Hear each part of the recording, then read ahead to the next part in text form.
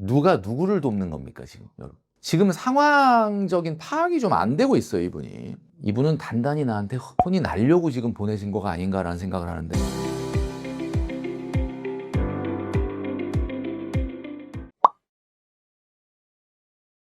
네, 여러분 안녕하십니까. 돈을 지키는 머니 트레이닝, 머니 트레이너 김경필입니다. 자, 시작하기 전에 필쌤의 12번째 책이 나왔습니다. 이번 책은 딱 50부터 노후 준비합시다. 50 되시기 전 절대 보시면 안 되는 책이다. 이렇게 말씀드릴 수 있을 것 같고요. 이벤트를 하고 있으니까요. 고정 댓글을 확인해 주시면 좋겠습니다. 자, 오늘은 고민 사연을 오랜만에 해보도록 하겠습니다. 이번에 결혼 준비로 앞으로 어떻게 하면 좋을지 조언을 부탁드립니다. 라고 전달 주셨습니다. 안녕하세요. 저는 현재 01년 생으로 26살입니다. 오, 26살인데 벌써 결혼에 대한 생각을 한다.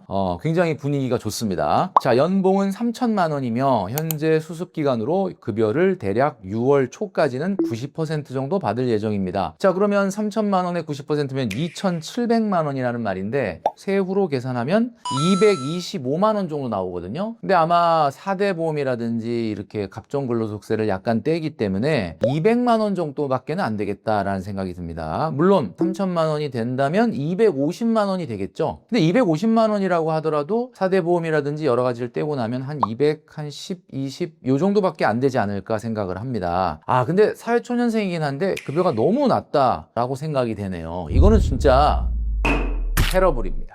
이거는 뭐 이분한테 테러블을 한 건 아니고 사회초년생이라고 하더라도 너무 급여가 작다라는 생각이 좀 들긴 듭니다. 자, 그런데 갑자기 여기서 황당한 일이 생깁니다. 현재 빚은 현대에서 받은 카드론 1,700만 원이 있습니다. 정말 테러블입니다.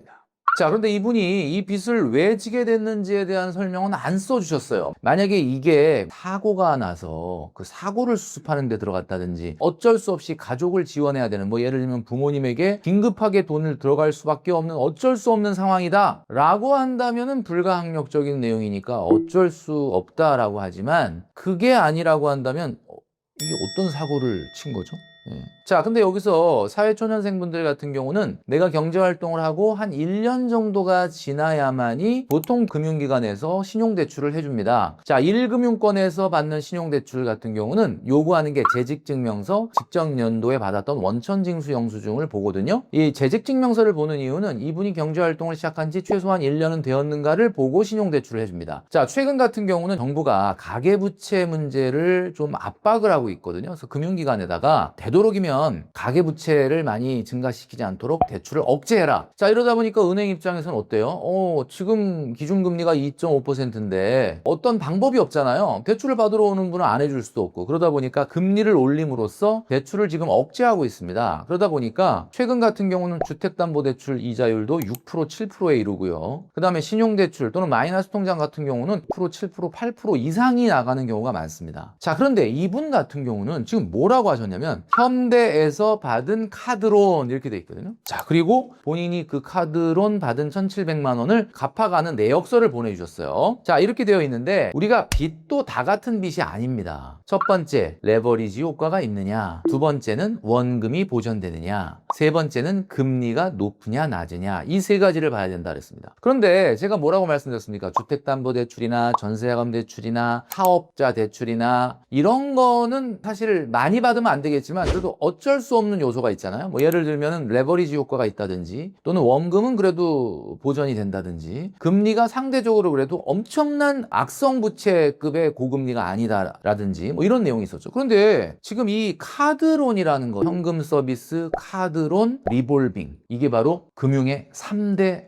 재앙입니다. 자, 그러니까 카드론, 현금 서비스, 리볼빙을 썼다? 자, 이거는 진짜 말도 안 되는 얘기거든요. 진짜 테러블입니다. 이자율이 얼마나 되느냐? 리볼빙은 20%에 가깝고요. 현금 서비스 같은 경우는 거의 15, 16%가 넘고요. 카드론이라고 한다 그러면 이자가 19만 7,150원 나가고 그 다음에는 20만 3,570원이 나가고, 자, 가장 낮았을 때 이자율을 기준으로 해보면 13.9%가 나옵니다. 그 다음에 조금 더 올라간 걸 감안한다면 거의 15%의 이자율이거든요. 이분이 지금 사회초년생이다 보니까 15%라고 하는 이자 이자율에 감이 없는 것 같아요. 이분의 고정지출 내용. 근데 이걸 좀 자세하게 써주셨으면 좋겠는데, 여러분 앞으로 고민 사연을 보내주실 때 고정지출과 변동지출 A4용지 1장, 2장 정도로 적어주시면 좋겠다. 자, 고정지출 내용 말씀드리겠습니다. 외할머니 용돈 14만 3천 원. 이게 지금 한 달에 200만 원도 채 벌지 못하는 사회초년생이 1,700만 원의 카드 빚으로 거의 월급의 4분의 1을 원금과 이자를 갚고 있는 상황인데, 외할머니의 용돈? 테러블입니다. 자, 외할머니의 생활비 그랬으면 제가 조금 생각을 해봤을 텐데, 누가 누구를 돕는 겁니까 지금 여러분? 지금 상황적인 파악이 좀 안 되고 있어요, 이분이. 물론 이 내용의 속내를 들여다보면 알 수 없는 거 아니냐, 외할머니를 어쩔 수 없이 좀 돈을 드려야 될 상황이 생길 수도 있는 거 아니냐라고 얘기하실 수 있겠지만, 표면적으로 드러났을 때는 우리가 돈을 번다라는 거는, 우리가 돈을 벌어서 부모님 그동안 날 키워주시고 나의 뒷바라지 해주신 또 할머니 또 부모님 당연히 생활비 드리고 용돈 드리는 게 뭐가 잘못이냐라고 이야기하실 수 있겠지만, 여러분, 할머니가 부모님이 여러분에게 진짜 바라는 것은 경제적으로 독립하고 안정되는 걸 바라신다. 제가 왜 여기서 야단을 쳤냐면요, 지금 이런 상황의 절박함이 얼마나 대단한 상황인지를 인식을 못하고 있다. 그 다음에 나오는 내용을 보시면요, 보험 50만 3,979. 정말 테러블입니다.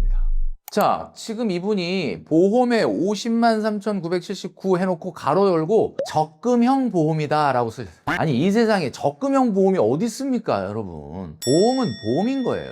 연금보험이에요? 저축보험이에요? 그래도 보험인 겁니다. 연금형 보험이면 금액이 50만 3,979원으로 이렇게 지저분하지가 않아요. 이건 보장성 보험이란 뜻입니다. 제가 봤을 때는 이거는 보장성 보험이지만 종신보험이 아닐까. 종신보험은 뭡니까? 사망보장이죠? 그러나 이것은 저축성 보험료가 많이 들어있기 때문에, 예를 들면 10년, 20년 내면 원금보다 더 나온다. 복리로 불이 된다. 뭐 이런 이야기를 들으셨을 수도 있습니다. 물론 다 위험보험료가 아니니까 내는 돈의 일부는 당연히 저축이 되죠. 그러나 지금 카드론으로 1,700만 원을 받아서 지금 이 작은 사회초년생 월급의 25%를 원금과 이자로 나가고 있는 이분이 보험형 적금을 가입해야 될 때냐? 아니다라는 거죠. 왜냐하면 말이죠, 여러분, 지금 원금을 27만 원씩 갚고 있거든요. 이런 식으로 내 월급의 거의 25%를 원금과 이자로 나가게 된다 그러면 이거 도대체 언제쯤 1,700만 원이 상환이 될까? 이 상태로 가면요, 5년 3개월 동안을 갚아야 이분이 1,700만 원을 간신히 해소하게 됩니다. 5년 3개월이 사회초년생한테 얼마나 긴 기간입니까? 5년 3개월 동안을 저축 한 푼도 못하고 5년 3개월이 지나야 그나마 이제 0이 되는 거야. 지금 보험형 적금을 해야 될 때가 아니다. 자, 통신비로 15만 원을 쓰고 있습니다.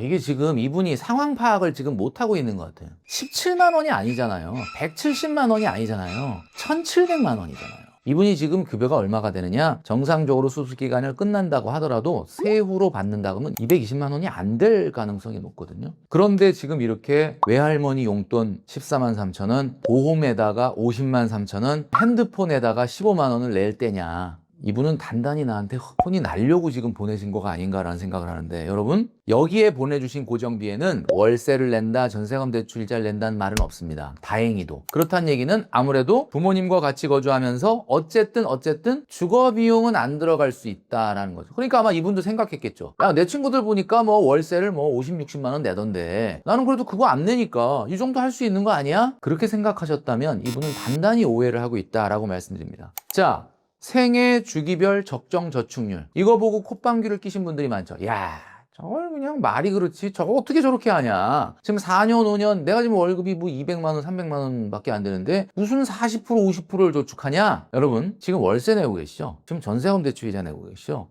그거 언제까지 낼 겁니까? 그거 그냥 당연히 내야 되는 거 아니에요? 그게 아니죠. 제가 지금 말씀드렸던 직장인의 생애저축별 저축률을 따라가지 않는다면 영원히 여러분은 그 월세와 전세금 대출 이자를 내야 될 수도 있는 겁니다. 자, 그렇기 때문에 이분도 잘 들으시기 바랍니다. 지금 부모님이 먹여주고 재워준다고요? 언제까지나 부모님이 먹여주고 재워주거나 하진 않을 거 아닙니까? 제가 지금 말씀드린 이 표 절대 무시하시면 안 된다. 지금 이분한테 다른 솔루션은 없어요. 저는 이분이 어떤 경각심을 가져야 되냐, 고정 지출을 지금 써주신 금액만 놓고 본다면 한 80만 원, 90만 원을 쓰신다고 돼 있어요. 근데 이거 말고 안 쓰시진 않을 거 아니에요. 외식비, 문화 레저비, 쇼핑비 안 쓰진 않을 거 아닙니까? 근데 그 다른 내용은 전혀 안 써주셨거든요. 진짜 이분이 한 달에 100만 원으로 생활을 한다? 그러면 100만 원을 매달 갚아 나가겠죠. 근데 제가 말씀드렸던 것처럼 사회초년생이기 때문에 200만 원밖에 지금 월급이 안 되고 200만 원 중에 지금 보여드렸던 외할머니 용돈 드리고 보험인지 적금인지 분간이 안 되는 이 보험을 50만 원 내고 있고 교통비로 15만 원, 통신비로 15만 원 이렇게 낸다 그러면 이것만 해도 100만 원인데